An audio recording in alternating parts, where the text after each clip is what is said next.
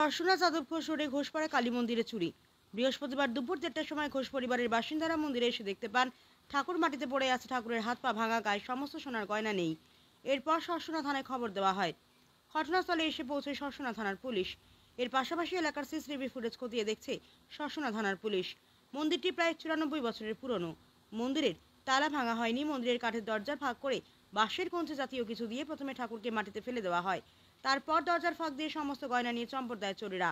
গোটা ঘটনার তদন্ত শুরু করেছে সরসোনা থানার পুলিশ। বেহালা থেকে বিশ্বজিৎ নস্করের রিপোর্ট, HR নিউজ 24।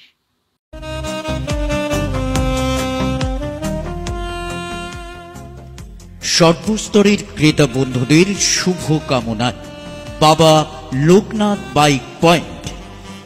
আমাদের এখানে যে কোনো কোম্পানির বাইক ক্রয় এবং বিক্রয় করা হয়।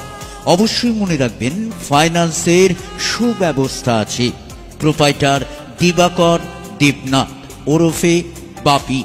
Mobile number 9002195367। আমাদের ঠিকানা 12 নম্বর জাতীয় সড়ক, শান্তিপুর বাইপাস, পাওয়ার হাউসের নিকট, শান্তিপুর, নদিয়া।